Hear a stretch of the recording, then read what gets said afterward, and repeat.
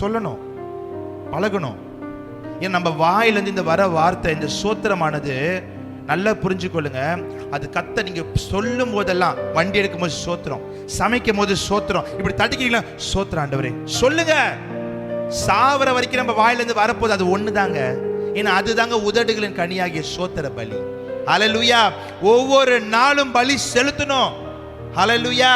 ஆடு மாடை வெட்டி பலி இல்ல, நம்முடைய உதடுகள் ஆகிய, நம்முடைய உதடுகள் கனியாகிய சோத்திர பலிய கர்த்தருக்கு செலுத்த செலுத்த செலுத்த கர்த்தர் மகிமைப்படுவார்.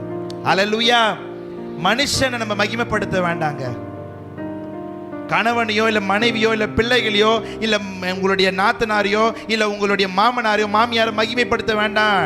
நீ ஆண்டவரை மகிமைப்படுத்து, ஆட்டோமேட்டிக்கா ஆண்டவர் உங்களை எல்லாவற்றையும் ஆசீர்வதிப்பாரு. ஹல்லேலூயா. நீங்க நினைக்கலாம், ஐயோ என் சூழ்நிலை இப்படி. கர்த்தர் உன்னுடைய சூழ்நிலை அறிந்திருக்கிறார். உன் சூழ்நிலை உனக்கு தெரியறதுக்கு முன்னாடியே ஆண்டவருக்கு தெரியும். ஹல்லேலூயா.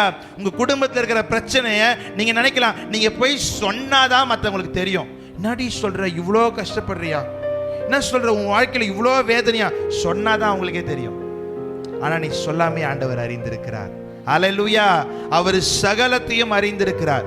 அப்ப வேதம் சொல்லுகிறது, அவனவன் தன் வாயின் பலனால் திருப்தி அடைவான். அப்ப திருப்தி, திருப்தின்னு சொன்னா இங்கிலீஷ்ல ஒரு நல்ல வார்த்தை இருக்கும், சாட்டிஸ்ஃபேக்ஷன். அப்போ இன்னைக்கு திருப்தி மனுஷன் அடையிறானான்னு கேட்டா இல்ல.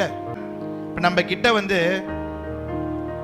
இந்த ஒரு மாசத்துக்கு ஒரு 50,000 ரூபாய் இருக்குது. அந்த 50,000 ரூபாய் நம்ம போதும் நினைப்போமா? பத்தாது.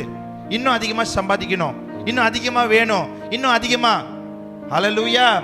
அடுத்து அடுத்து அடுத்து எதிர்பார்ப்புகள், தேவைகள் நம்ம குடும்பத்திற்கு, எதிர்காலத்துக்கு, பிள்ளைக்கு. அப்ப திருப்தி என்பது நம்ம அடையவே மாட்டோம் சாகிற வரைக்கும். ஆனா வேதம் சொல்லுகிறது, அவனவன் தன் வாயின் பலனால் திருப்தி அடைகிறான். அப்போ இந்த வாயின் பலன், நம்ம வாயில ஆசீர்வாதமான காரியங்களை பேசும்போது, ஆசீர்வாதமான காரியங்களை அறிக்கை செய்யும் போது தான் திருப்தி உண்டாகும்.